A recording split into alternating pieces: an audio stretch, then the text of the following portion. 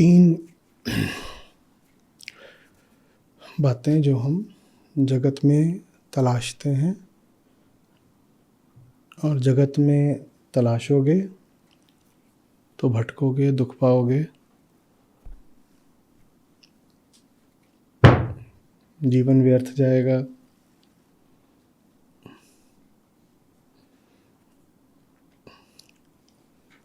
एक चोट से दूसरी चोट की ओर लुढ़कते रहोगे।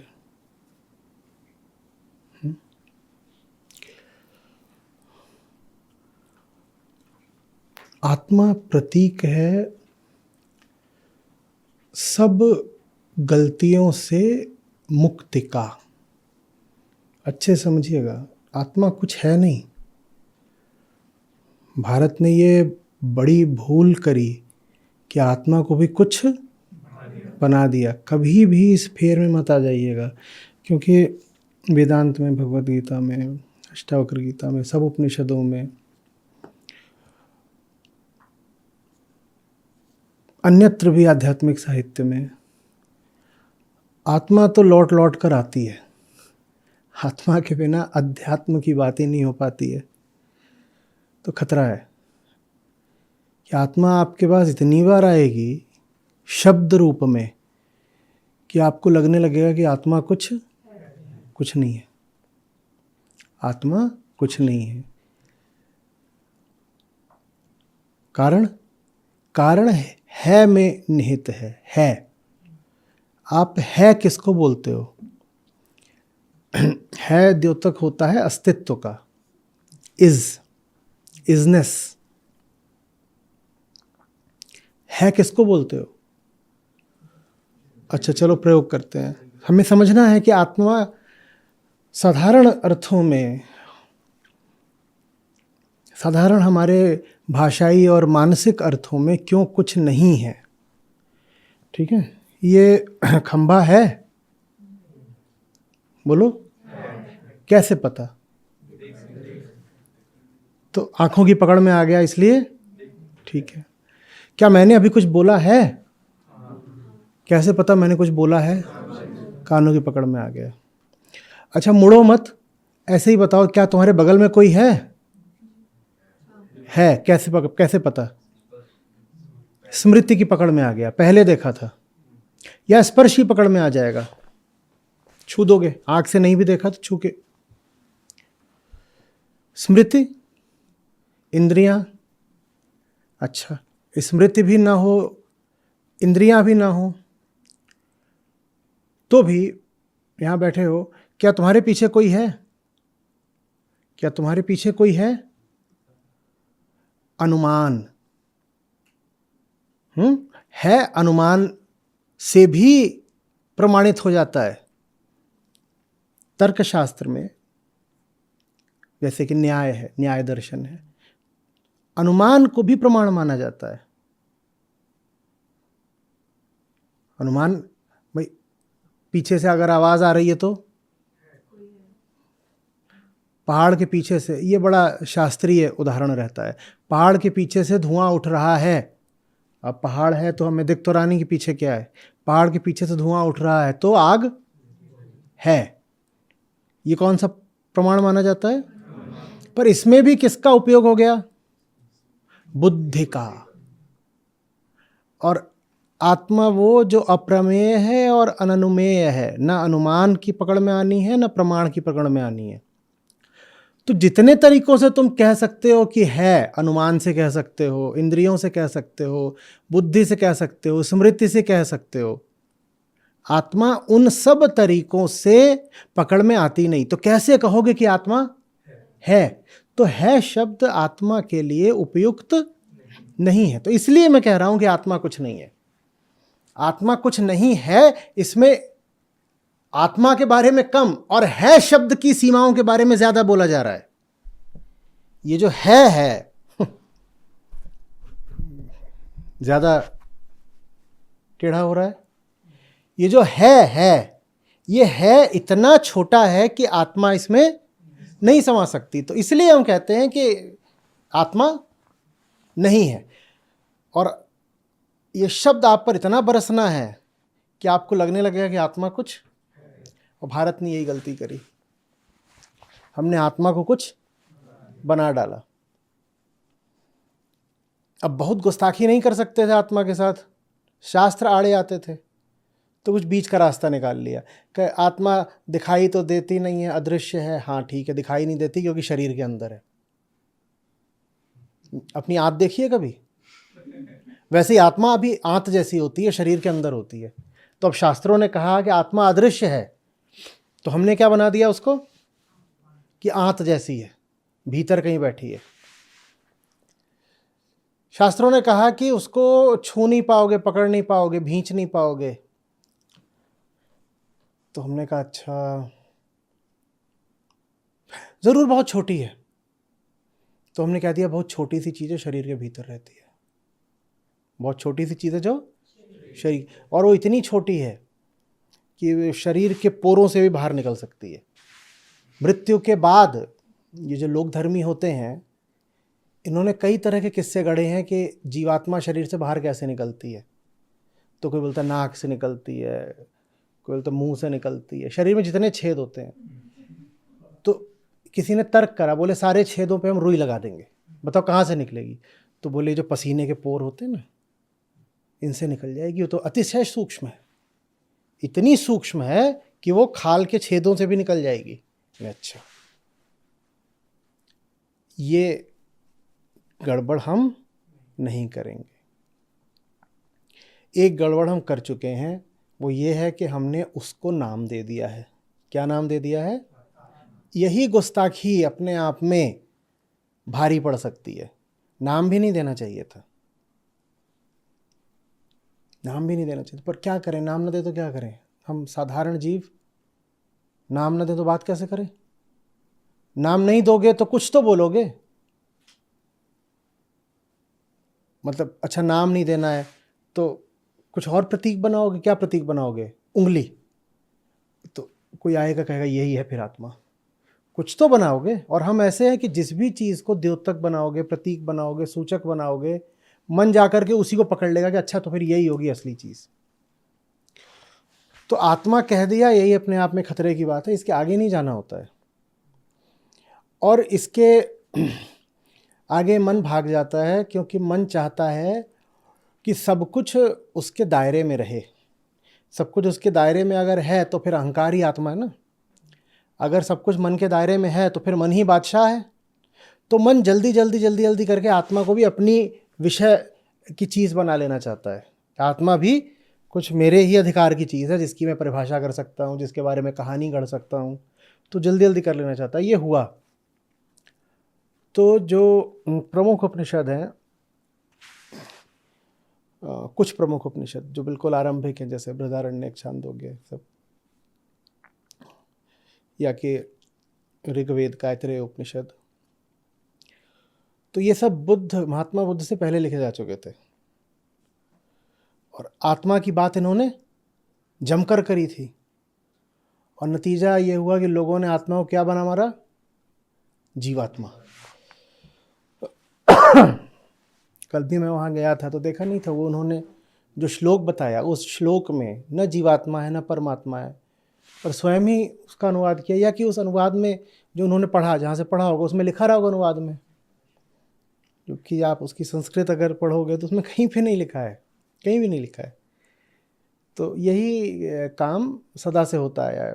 तो हमने उपनिषदों के साथ भी यही कर रखा था, आत्मा को जीवात्मा बना दिया था। और जीवात्मा बनाया नहीं कि भयानक कर्मकांड शुरू। कोई चीज़ तथ्यात्मक हो, किसी घर में आग लगी हो, एक तथ्य है, तो सिद्ध हो सकता है कि इतना ही पानी डालना है तो बुझ गई आग। पर अगर किसी के पितरों की जीवात्मा में आग लगी हो तो कितना पानी डालना है इसका कोई प्रमाण नहीं। अब बात पंडित जी के ऊपर है। पंडित जी बोल सकते हैं कि पूरी गंगा का पानी भी कम पड़ना है तुम्हारे पितरे को बुझाने में, और उतना पानी अगर लाना तो मैं ही टैंकर हूँ, सारी अपनी धन दौलत मुझे दे दो जजमान। तो यही चल रहा था। तो महात्मा बुद्ध ने देखा तो उन्होंने कहा ऐसा है, अगर आत्मा भी बोल दिया तो आत्मा क्या बन जाएगी? जीवात्मा। आत्मा को जीवात्मा बनते, तो उन्होंने कहा हम आत्मा भी नहीं बोलेंगे, आत्मा भी नहीं बोलेंगे। आत्मा बोलना भी गड़बड़ हो जाएगा।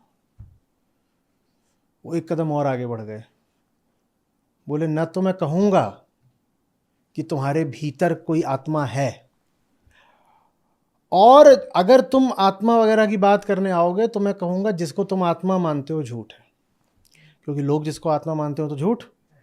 वास्तव में जिस क्षण हमने आत्मा के लिए शब्द का प्रयोग कर दिया उसी समय आत्मा झूठ हो गई, क्योंकि आत्मा शब्द भी झूठ है।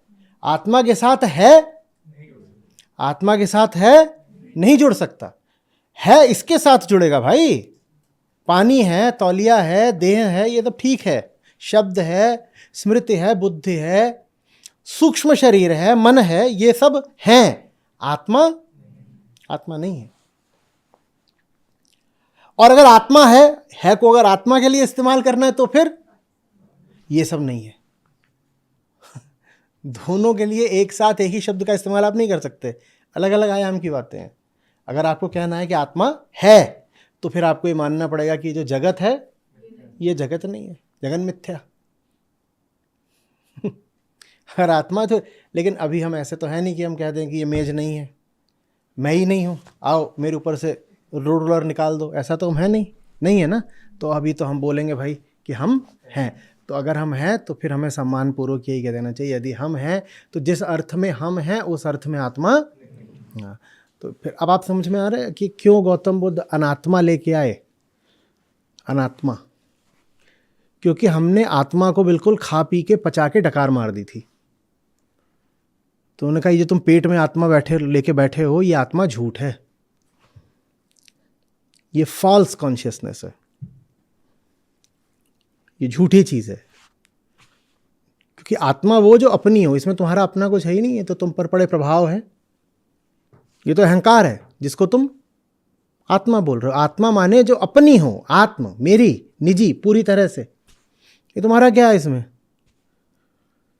तुम ब्राह्मण हो, तुम एक तरीके से सोच रहे हो, तुम वणिक हो, तुम एक तरीके से सोच रहे हो, सब तुम्हारे सब तो कुछ तो तुम्हारा परिस्थितिगत है। जवान हो, बुढ़े हो, बच्चे हो, एक तरीके, स्त्री पुरुष एक तरीके से सोच रहे हो, गांव के शहर को एक राजा अलग सोच रहा है, रंग अलग सोच रहा है, सब कुछ तो तुम्हारा परिस्थिति पर चलता है। सुबह और सोचते हो, शाम को और सोचते हो, ताजे हो तो तुम्हारे विचार एक तरह के रहते हैं, थक जाते हो तो मैं ही बदल जाता है तुम्हारा। ये तुम्हारा मैं ऐसा है, मैं आज भोजन नहीं करूंगा, ये मैंने कहा, मैं आज भोजन नहीं, मस्त ऐसे खुशबू आ गई, खुशबू भी क्या है, वो बस ललचाने वाली चीज आ गई, नाक में पड़ गई, मैं भोजन, मैं ही बदल गया। पहला मैं था जो कह रहा था कि मैं खाना नहीं खाना चाहता, दूसरा मैं जो बोल रहा है मैं खाना बदल गया। तो ये मैं तुम्हारा अपना कहाँ है। कुछ बाहर होता है, मैं खट से बदल जाता है, बदल जाता है नहीं बदल जाता। तो फिर बोले झूठ है तुम्हारा मैं, झूठी है ये आत्मा। जहाँ कहीं भी उन्होंने कहा आत्मा आत्मा कोई कर रहा, बोले झूठ। तो आत्मा को नकारने के लिए उन्होंने कहा अनात्मा। अनात्मा से आशय था जिसको तुम आत्मा कहते हो वो अहंकार मात्र है, आत्मा मत बोल देना उसको। लेकिन बुद्ध आए, बुद्ध चले गए, जगत आज भी आत्मा को पचाए बैठा है और उसको क्या नाम दिया है, जीवात्मा। मेरी आत्मा, मेरी आत्मा। आप भी देखिएगा, कितना भी कोशिश कर लो, आप लोगों के मुंह से भी ये छलक ही जाता होगा बीच बीच में, मेरी आत्मा, मैं अपनी आत्मा से बात कर रहा हूँ, मेरी आत्मा पर चोट लग रही है, झूठ नहीं बोल रहा, आत्मा से बोल रहा हूँ। क्योंकि लोक धर्म है भाई, चारों तरफ है, हवाओं में है, घुस गया है भीतर। ले दे करके आत्मा सिर्फ जगत पर आश्रयता से मुक्ति का प्रतीक है, प्रतीक है, उच्चतम प्रतीक है। आत्मा जगत से आश्रयता, आप जगत पर आश्रित हो तो जगत पर आश्रयता से मुक्ति का प्रतीक है आत्मा। अब हम प्रवेश करेंगे आज के श्लोक में। श्रीमद् भगवद गीता 5वां अध्याय 24वां श्लोक। तो 3 बातें कह रहे हैं। पहला, आत्मा में आनंदित हैं, अंतः सुख, आत्मा में आनंद, अंतः भीतर स्वयं में। इसको ऐसे पढ़ना है। हमने कहा आत्मा क्या है? प्रतीक है बाहर से मुक्ति का। आत्मा जगत से मुक्ति का प्रतीक है। तो अगर कह रहे हैं कि आत्मा में सुख है, अंतः सुख, तो इसका अर्थ है मैं अपना सुख जगत पर आश्रित नहीं रख रहा। मैं संयोगों में सुख नहीं ढूंढूंगा। मैं दूसरे को अपनी पूर्णता की शर्त नहीं बनाऊंगा। मैं नहीं कहूंगा कि फलानी चीज हो जाए तभी मैं आनंदित हूं। आनंद तो बेशर्त है। बाकी बाहर जो हम कर रहे हैं वो कर रहे हैं। बाहर तो जो कुछ है वो संयोगों वगैरह पर आश्रित है। हो भी सकता है, नहीं भी हो सकता है, कौन जाने। तो मैं दुनिया में अपने लिए आनंद खोजने नहीं निकलूंगा। ये आज की पहली बात हो गई। अंतः सुख से वो सब मत समझ लीजिएगा। अच्छा, क्या समझ सकते हो? क्योंकि क्या है उससे महत्वपूर्ण ये होता है कि आपने क्या समझ रखा है, उसको काटना ज़्यादा ज़रूरी होता है। आप किसी लोकधर्मी को बोलो भीतरी सुख, तो उससे क्या आशय निकालेगा? हाँ, आत्मिक सुख क्या होता है, कैसा होता है? दो ही बातें चलती हैं वहाँ। हाँ हाँ, या तो भावना, या तो भावना जो कुछ भी तर्क की पकड़ में ना आए। तो या तो भावना जो तर्क से नीचे की चीज़ होती है, या फिर ऐसी चीज़ जो तर्कहीन है, जिस पर तर्क चल ही नहीं सकता।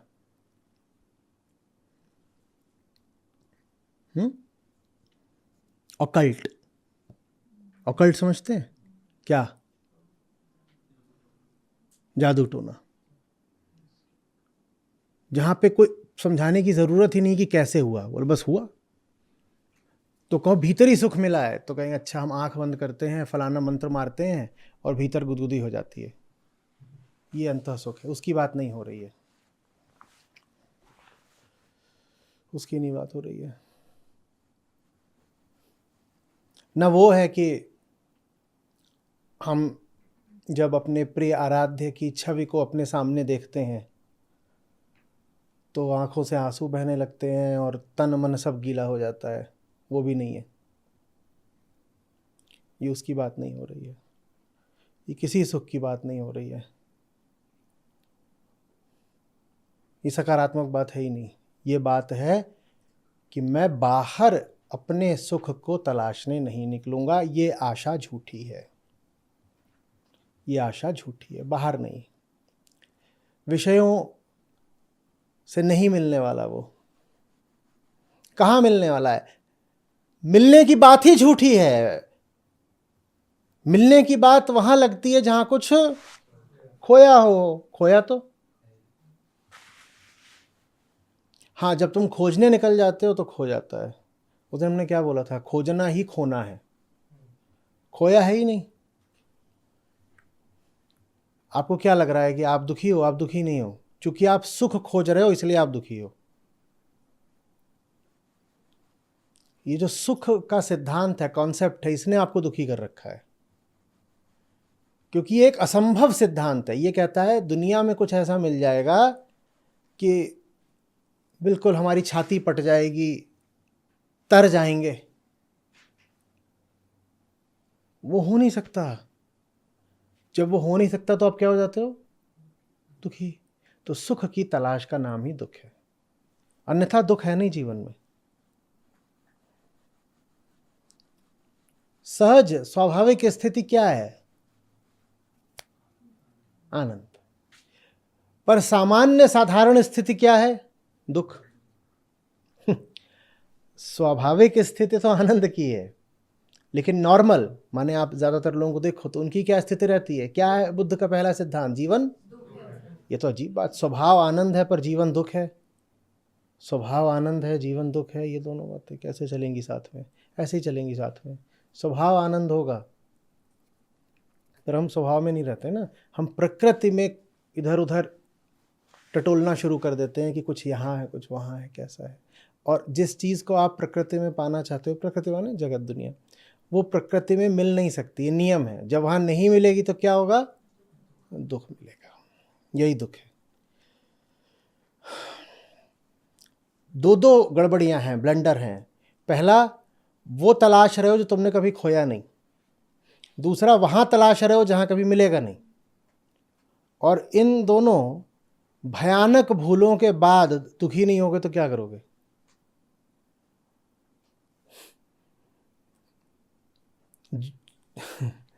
जो कभी खोया ही नहीं, उसको वहां तलाश रहे हो जहां वो मिल सकता ही नहीं।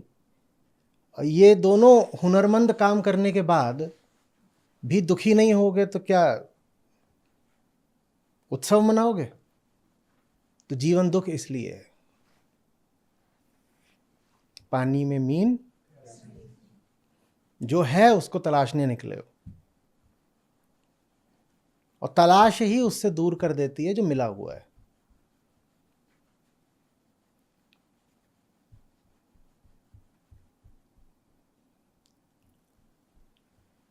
समझ में आ रही है बात? ये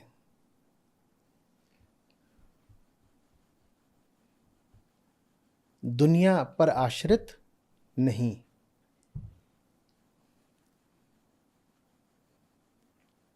चैन भी खोओगे, गरिमा भी खोओगे, भिखारी बनोगे।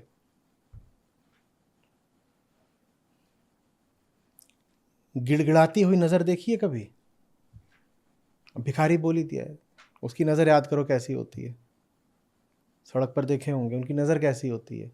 हाँ, तो वैसे हो जाओगे जैसे ही बाहर सुख तलाशोगे। भिखारी होने का मतलब यही थोड़ी होता है कि पैसे नहीं है तो ऐसे पैसा मांग रहे हैं किसी से कह रहे हो हम अकेले हैं, हमारे साथ रहो ना। भिखारी नहीं है तो और क्या हो? और क्या हो? दुनिया से कामना करने निकले हो तो भिखारी ही तो हो, और क्या हो? कामना दुनिया ही से होती है, माने जिसके पास कामना हो भिखारी है। भिखारी या समूह, कैसा होता है मुंह? याचक।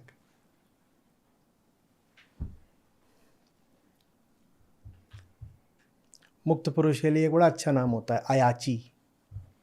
वो कभी किसी से मांगता नहीं कुछ, याचक नहीं बन सकता वो, अयाची।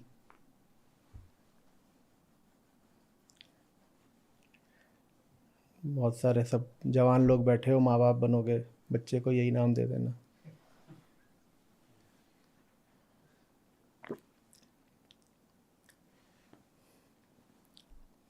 और ये लिंग निरपेक्ष नाम है, लड़का लड़की दोनों को दे सकते हो। आत्मा का कोई लिंग नहीं होता। जो अध्यात्म में जो उच्चतम शब्द हैं वो पुरुष स्त्री दोनों पर लगाओगे एक साथ। जो नीचे के होते हैं वो होता है कि ये इधर का पुल्लिंग, स्त्रीलिंग।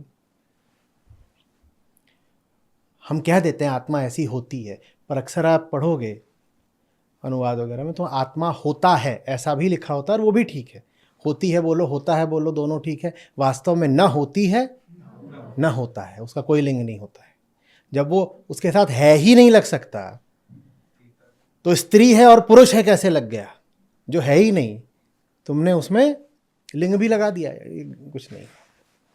ब्रह्म को भी अगर होती है बोल रहे हो तो टेक्निकली गलत नहीं हो, हालांकि बड़ा अजीब लगेगा।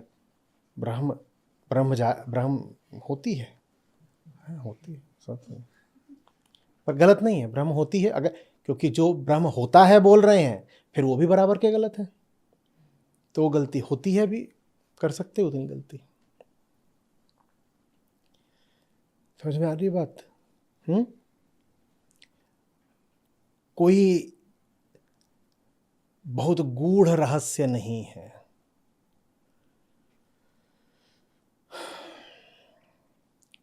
ये दुनिया है, ये दुनिया खा जाती है अगर दुनिया और इंसान के रिश्ते को ठीक से समझा नहीं। इतनी सी बात है।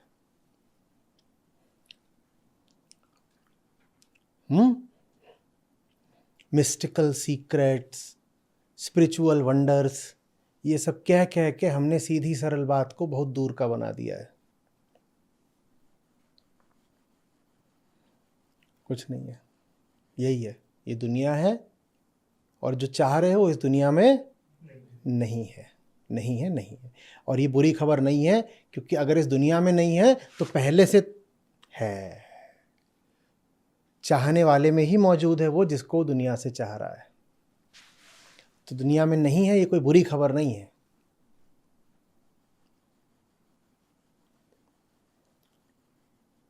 स्पष्ट हो रहा है? कुल इतनी सी बात है। दुनिया के सामने याचक बन के मत खड़े हो जाया करो कटोरा लेके।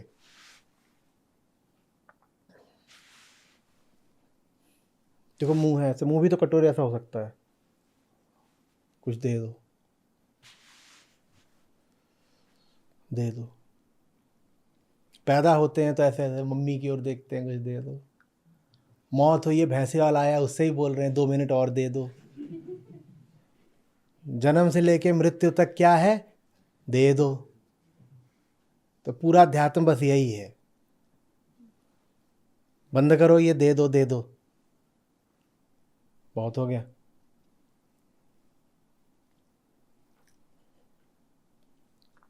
अब आगे का आप खुद ही बताएंगे।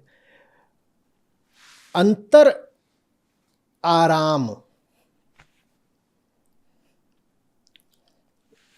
ऐसे हो जाओ कि अंतर, अंतर माने भीतर, कि यहाँ अंतःस्थल में ही आराम है। तो इसको कैसे पढ़ना है? आत्मा में ही विश्रांत होना है। इसको कैसे पढ़ेंगे व्यवहारिक रूप से? बाहर विश्राम मत खोज लेना, न स्थान में न काल में। स्थान में आराम ऐसे खोजा जाता है कि अपनी यात्रा में जब फलाने पड़ाव पे पहुंचूंगा तब विश्राम मिलेगा, या जब 60 साल का हो जाऊंगा, 60 की आयु हो जाएगी काल में, तब मैं सेवानिवृत्त हो जाऊंगा, तब मुझे। दुनिया किसी को आराम नहीं देती। आराम देती भी है तो एक ही जगह देती है, क्या बोलते हैं उसे? कब्रिस्तान। वहाँ पड़े हैं आराम से। एक दिन तो है सोना लंबे पांव पसार, ये भी नहीं बोला है एक दिन तो है सोना पांव पसार। ये उनकी सेंस ऑफ ह्यूमर है, लंबे पांव पसार।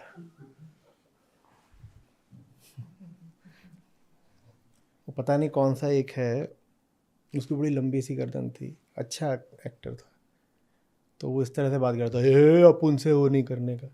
तो एक फिल्म थी हिंदी, तो उसमें वो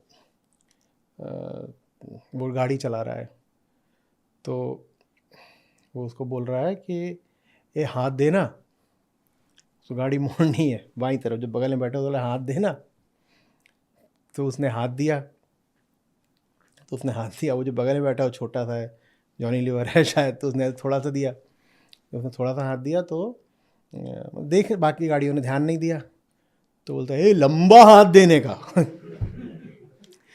तो बोलता है लंबा हाथ कैसे देने का? तो वो इस तरफ बैठा है, वो इसी तरफ इतना लंबा हाथ निकाल के हाथ दे देता है, जब वो इधर मुड़ना इधर है।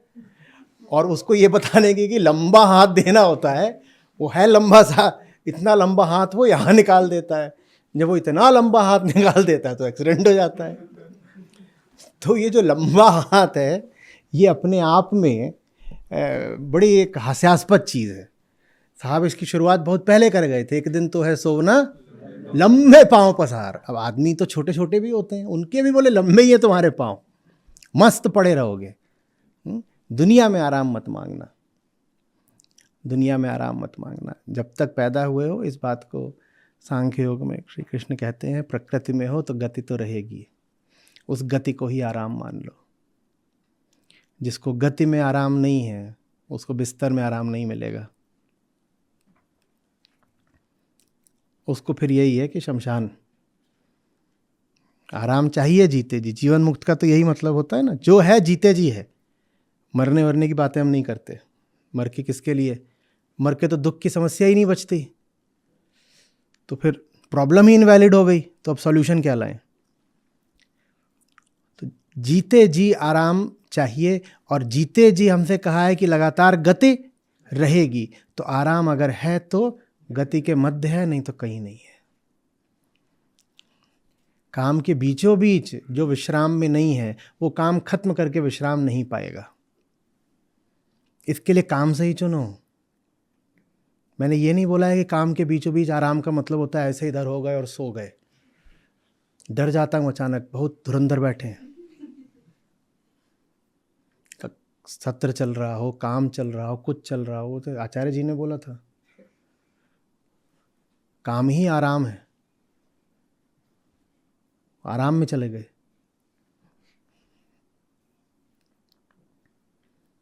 काम वो चुनो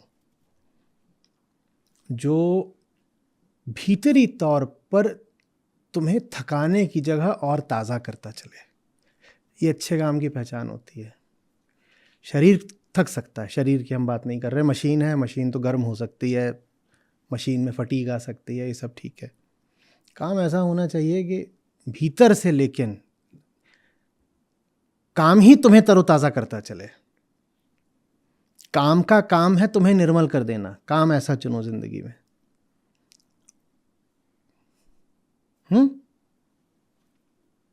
और वो निर्मलता अगर तुम्हें तुम्हारे जीवन के उद्देश्य से नहीं मिल रही है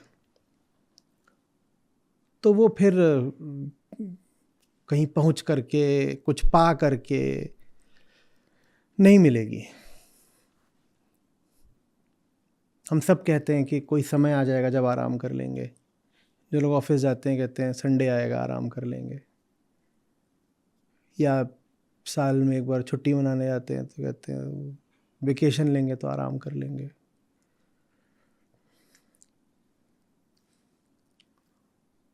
हमारे यहाँ अभी भी माएँ होती हैं, कहते हैं बहू आएगी तब आराम कर लेंगे।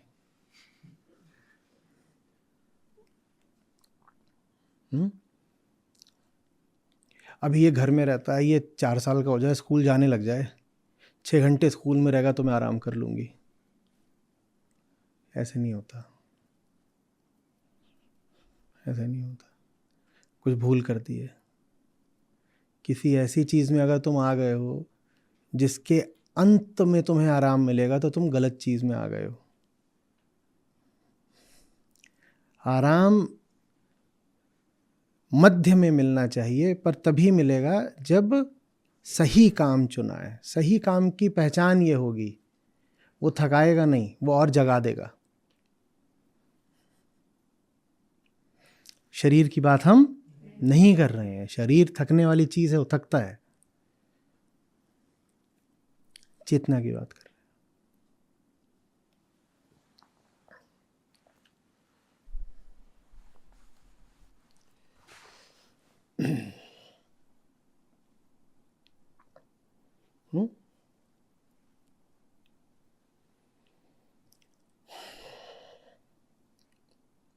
विश्राम का मतलब समझते हैं ना?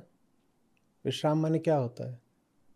गति शून्यता और लक्ष्य शून्यता, इसे बोलते हैं विश्रांति। लक्ष्य ही नहीं है तो गति किसके लिए करेंगे? यही विश्रांति होती है। पर जीवन मान तो लगातार क्या है? हाँ, तो गति के मध्य भी भीतर गति शून्यता होनी चाहिए। बाहर आराम नहीं मिलेगा, बाहर तो गति ही गति है। और आराम की तो परिभाषा ही यही है कि जब गति रुक जाए। नहीं, बाहर गति रुक सकती ही नहीं है तो बाहर आराम कहाँ से पाओगे? गतिशील होके भी गति शून्य रहना है। बहुत बहुत बहुत दूर तक जाना है, और जहां जाना है वहां शुरुआत में ही पहुंच जाना है।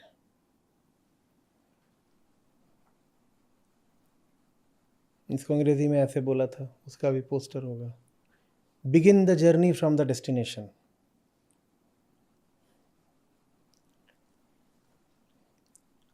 माने अंत, मंजिल, डेस्टिनेशन यही बनाते हो ना कि वहां पहुंच करके चैन हो जाएगा। हाँ, तो चैन पहले पालो और फिर यात्रा शुरू करो, नहीं तो यात्रा पे निर्भर हो जाओगे और यात्रा पे निर्भर होना माने संसार पे निर्भर होना। अब भिखारी बन गए।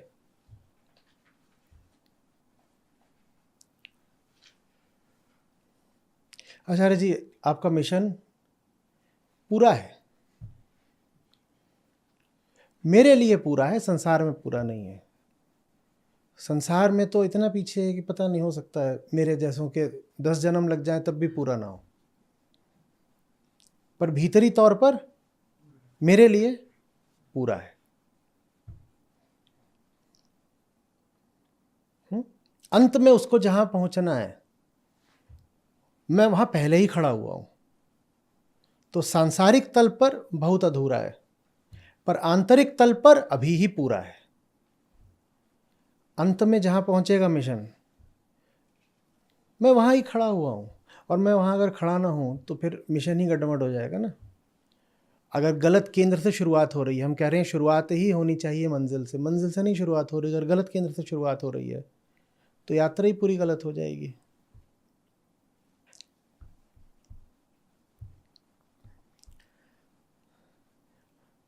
मिशन है सत्य की संसार में अभिव्यक्ति देखने का। संसार में अभिव्यक्ति, संसार तो समय के साथ चलता है, तो संसार में सत्य की अभिव्यक्ति देखने में समय लग सकता है, पर अपने भीतर वो अभिव्यक्ति देखने में समय क्यों लगे? दुनिया में तो हो सकता है बड़े बड़े हमें पत्थर उठाने पड़े, ये करना पड़े, वो करना पड़े, सब समय लगेगा, पर अपने भीतर वो चीज़ कर पाने में समय क्यों लगे? तो यहाँ पर वो अभी ही मौजूद होना चाहिए जिसकी खातिर मिशन चल रहा है। दुनिया में हम जो देखना चाहते हैं, हो सकता है दुनिया में वो 100 साल बाद आए, पर हमारे भीतर ठीक अभी होना चाहिए।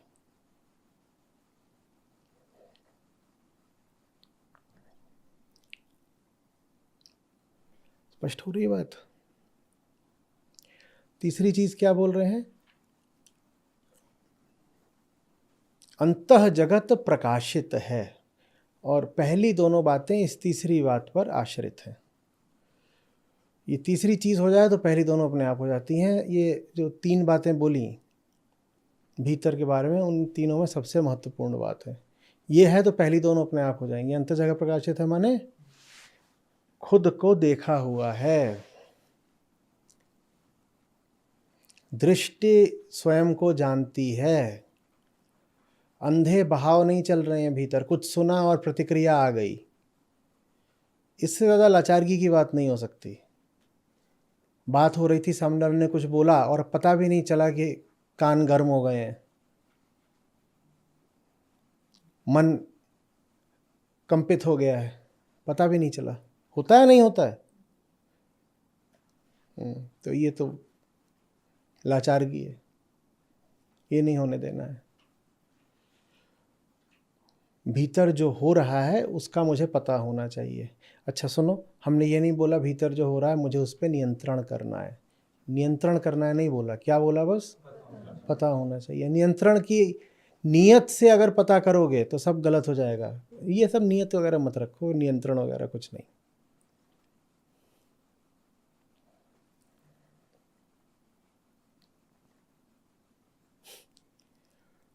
16-17 की बात है, वहाँ बड़ा डर रहता है पश्चिम के लोगों में। तो उन दिनों ऋषिकेश में MDT हुआ करता था, मिस्ट्री मॉलिशन टूर, तो उसमें सब यही लोग आते थे पश्चिम से, गोरे लोग ज़्यादातर। तो उसमें से एक बोलता है कि मैं जब से सुनने लग गया हूँ स्पिरिचुअल मास्टर्स को और अध्यात्म की किताबें पढ़ने लग गया हूँ, I feel there is a policeman inside me patrolling my mind all the time. I feel somebody is constantly keeping vigil, keeping an eye on me. I'm under the lens constantly. और ये सब बोल रहा था, उसका मुंह ऐसा होता जा रहा था। तो मैंने उसको बोला, बेटा फक द पुलिस मैन। और वही उस वीडियो का टाइटल बन गया। वो अभी भी इंग्लिश चैनल पर पड़ा होगा, 2016-17 का है।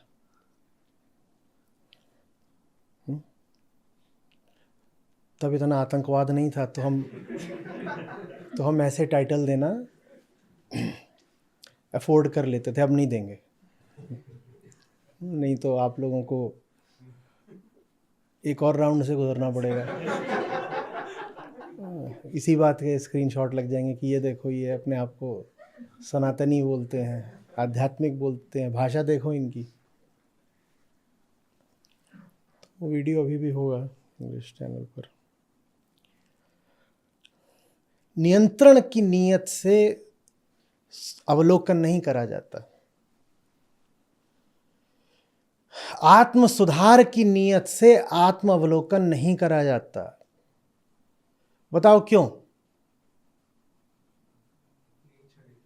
तुम्हें क्या पता सुधार माने क्या? और तुम इतने होशियार हो कि जानते ही हो कि सुधार माने क्या, तो आत्मावलोकन क्यों कर रहे हो? तुम तो पहले ही होशियार हो। तुम्हें पता ही होता कि तुम गलत कहां पर हो, तो तुम इतने गलत होते क्या? सुधार की बात तो तब आती है ना जब किसी को पहले पता हो कि क्या गलत है। एक बड़ी भारी मशीन है, जटिल बिल्कुल, आपको कहा जा रहा है उसको सुधार दो, बहुत आवाज करती है, धुआं मारती है, सब कुछ करती है, वही नहीं करती जिसके लिए है। सुधारो, सुधारो। कैसे सुधारोगे? कैसे सुधारोगे? पहले पता करना पड़ेगा ना कि ये मशीन चीज क्या है। या हथौड़ा लेके पीटना शुरू कर दोगे?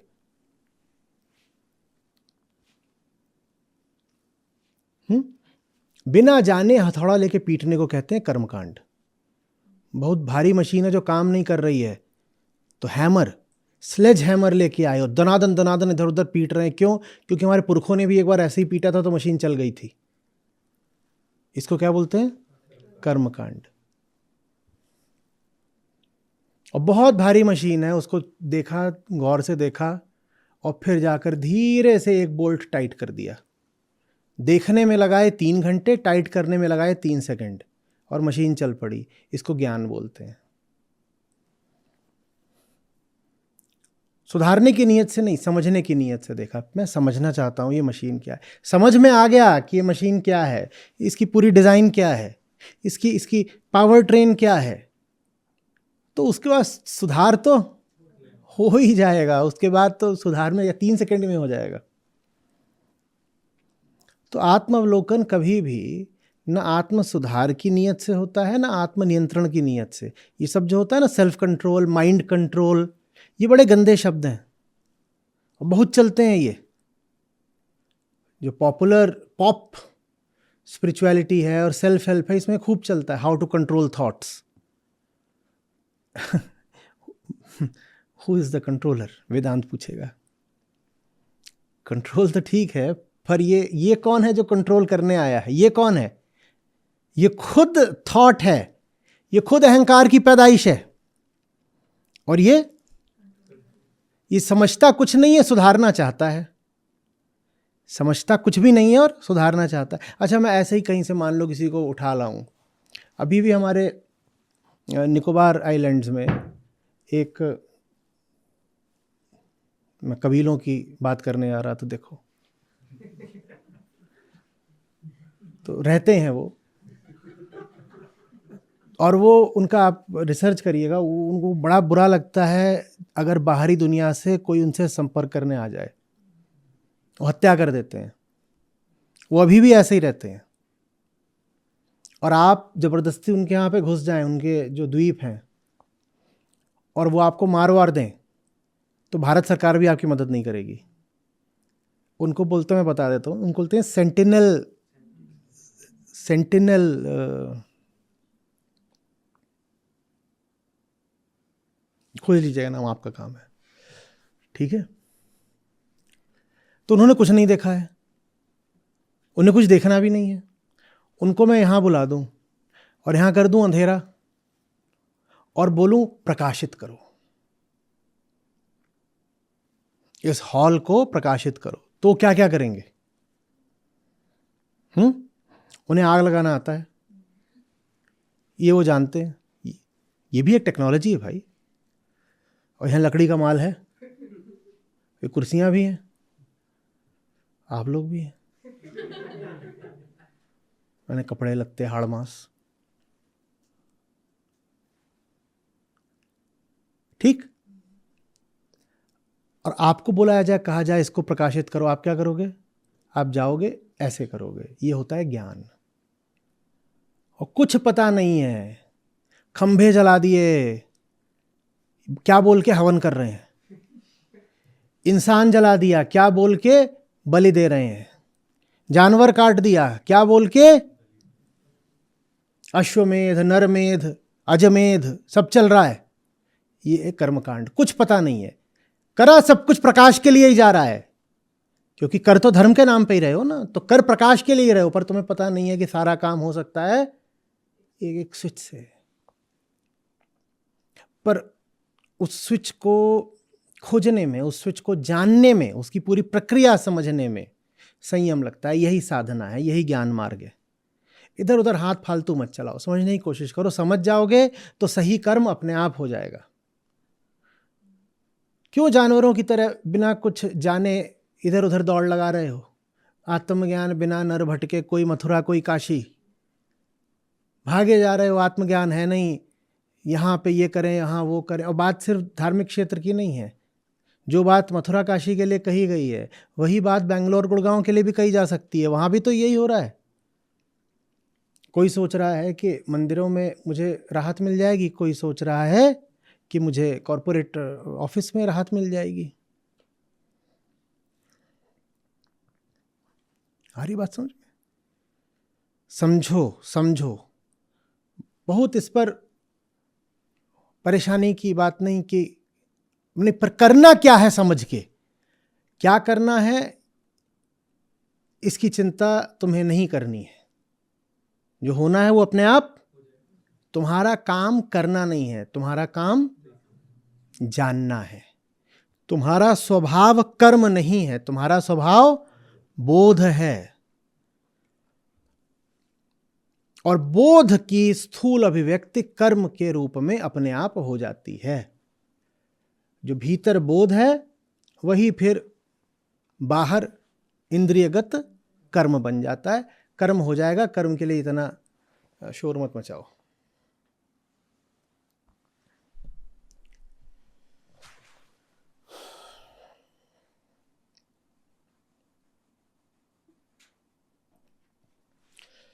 ठीक है, तीनों बातें समझ में आ गई।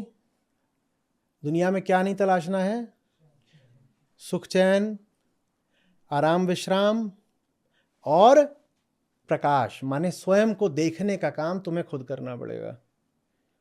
किसी से सुन मत लेना कि भीतर कैसी कैसी दिव्य तरंगे होती हैं, या क्या चक्र होते हैं, या भीतर ये होता है, भीतर वो, भीतर क्या होता है क्या नहीं, तुम्हें ही कर। कोई तुम्हें करके नहीं दे सकता, कोई ग्रंथ, कोई गुरु नहीं, बिल्कुल संभव नहीं है। आत्मावलोकन एक सतत प्रक्रिया है, जीवंत है, डायनामिक है। उसको खुद ही करना होता है, पहली बात, और निरंतर करना होता है, दूसरी बात। दूसरा तो कोई इसमें आपके लिए कर ही नहीं सकता। और आप भी ये नहीं कह सकते कि 2 दिन पहले आत्मावलोकन करा था।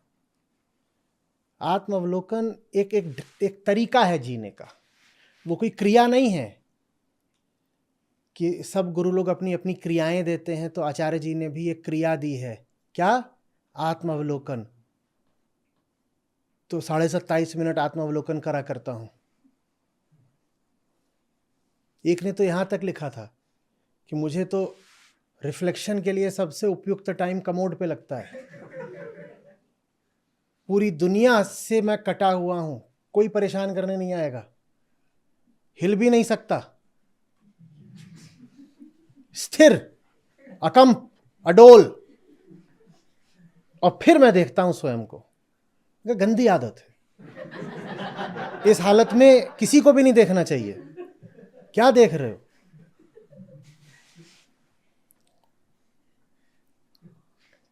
ये 27.5 मिनट वाला मामला नहीं है। हम कह रहे हैं ये जीने का एक तरीका ही है।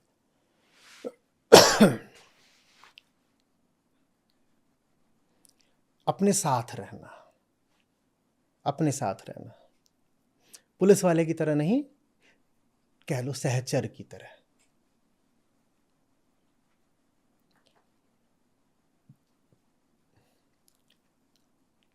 साथ भी हो तो वहां भी निष्कामता है।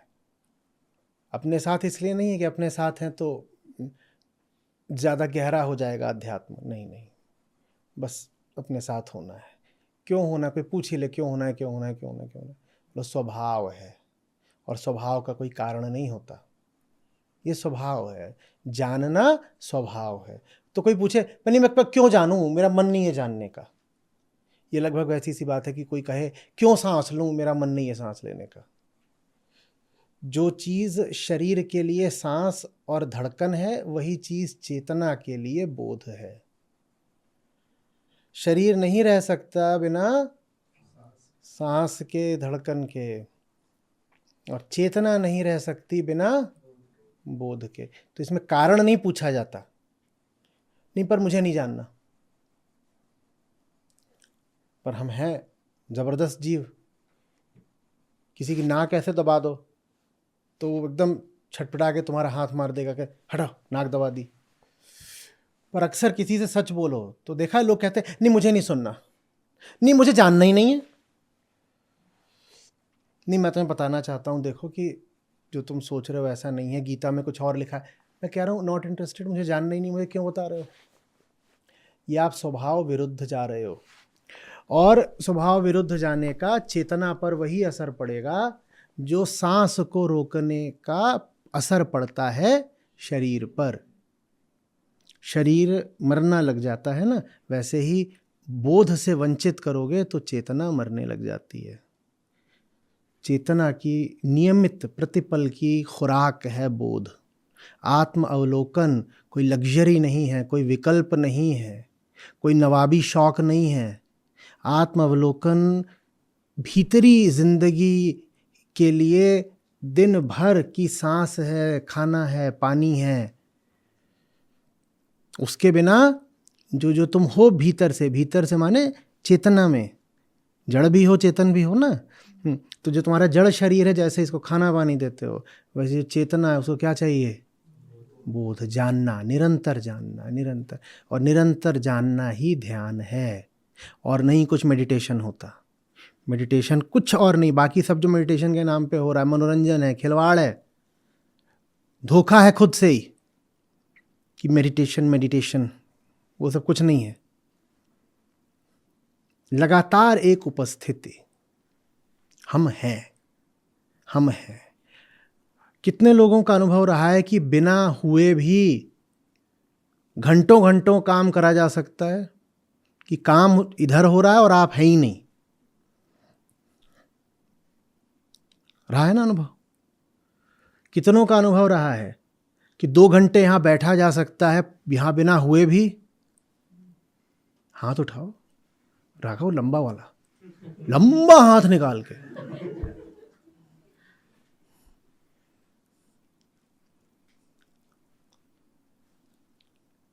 आ रही बात समझ में? चेतना को भूखा मारा जा सकता है। बस ये है कि शरीर को भूखा मारोगे तो लोग कहेंगे ओह ये क्या कर लिया, आर यू स्टार्विंग। चेतना भूखी मर रही होगी तो दिखाई नहीं देती, तो कोई आकर नहीं बोलेगा कि ये तुमने अपना हाल क्या बना लिया। कोई नहीं बोलेगा। और बिल्कुल हो सकता है बाहर से आप बड़े स्वस्थ हों, खूबसूरत भी दिख रहे हों और एकदम बन ठन के चल रहे हों, और भीतर आपकी हालत ऐसी हो कि वेंटिलेटर। कल्पना करो, बाहर से हष्ट पुष्ट बढ़िया मौज, और भीतर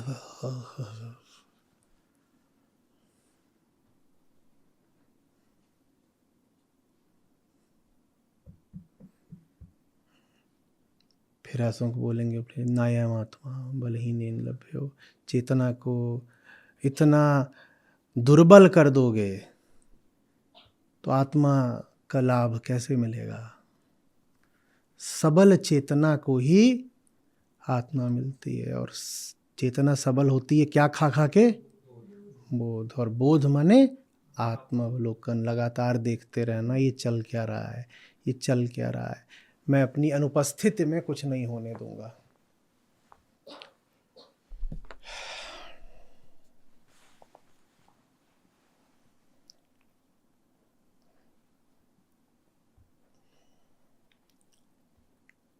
आगे यह कह रहे हैं कि जो ऐसा हो गया उसी को मान लो कि वो ब्रह्म स्वरूप होके ब्रह्म निर्वाण प्राप्त कर गया, माने वही मुक्त है।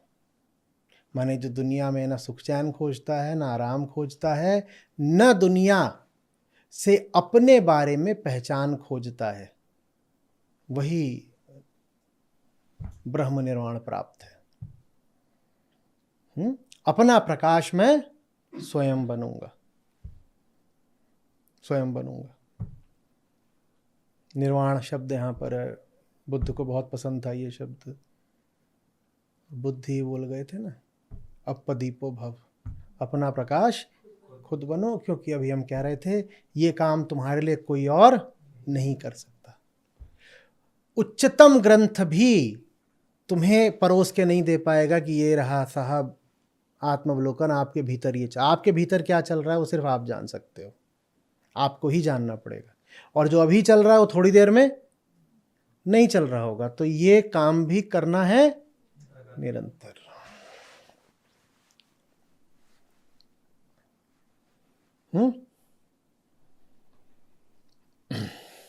पूरा श्लोक बस यही कह रहा है, निराश हो जाओ। ये दुनिया खेल का मैदान हो सकती है, खोज का मैदान नहीं हो सकती। यूं ही दौड़ लगानी है तो ये दुनिया बढ़िया जगह है। अगर शरीर स्वस्थ है, टांगे मजबूत हैं, देखा है यूं ही दौड़ने में भी मजा आ जाता है।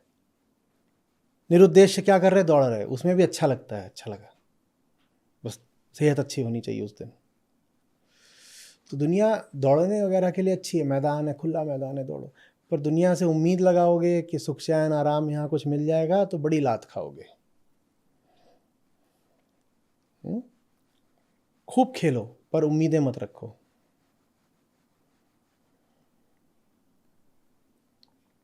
उम्मीदें रखोगे, उम्मीदें टूटेंगी, उम्मीदें टूटेंगी, तुम खेलना भी छोड़ दोगे। वो देखें छोटे बच्चे, कई बार तो उनकी उम्मीद टूट गई, वो आया था आज तो सेंचुरी बनाऊंगा, वो दूसरी गेंद पे मिडिल स्टंप, गिल्ली विल्ली सब गायब, वो अपना बल्ला लेके भाग रहा है, कह रहा बैट मेरा, मैं घर जा रहा हूँ, मम्मी बुला रही है, खेलना ही छोड़ दूंगा। हम भी ये करते हैं कि नहीं करते हैं? घटिया वाला इश्क किया, 2 बार लात पड़ गई, तो अब कह रहे हैं हाँ आशिकी बेकार की बात है, मैं बैरागी हूँ। घटिया इश्क किया, 2 बार लात पड़ गई, तो इश्क सीखो। ये जो तुम जा करके गुड्डे गुड़िया वाला खेल खेल रहे थे, ये इश्क नहीं होता है।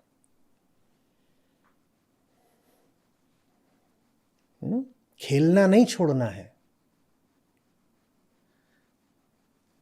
ये बड़ा अजीब मामला है।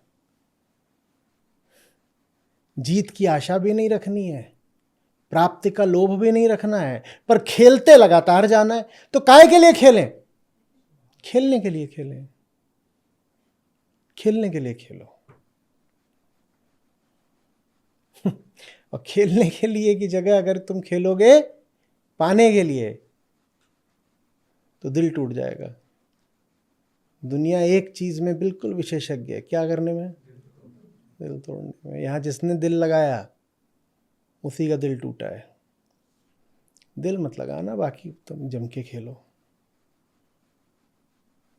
लंबा हाथ निकाल के खेलो,